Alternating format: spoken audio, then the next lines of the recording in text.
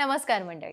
आज आपण एक अतिशय महत्त्वाचा पण आपल्या समाजात फारसा न बोलला जाणारा विषय घेऊन आलो आहोत. पेनिस रिंग कसं वापरायचा? हा वैद्यकीय दृष्ट्या मान्य आणि अनेक जोडप्यांसाठी वापरला जाणारा सेक्स वेलनेस प्रोडक्ट आहे. त्यामुळे आज कोणतीही लपाछपी न करता एकदम सोप्या भाषेत पेनिस रिंग कसं घालायचं, कसा वापरायचा हे आपण समजून घेणार आहोत. पेनिस रिंग लिंगाच्या तळाशी म्हणजेच बेसला घातला जातो. त्यामुळे त्या भागात रक्त जास्त वेळ थांबतं आणि लिंग अधिक कडक राहण्यास मदत होते. जर लिंगामध्ये व्हायब्रेशन असेल तर त्याचा फायदा दोघांनाही होतो.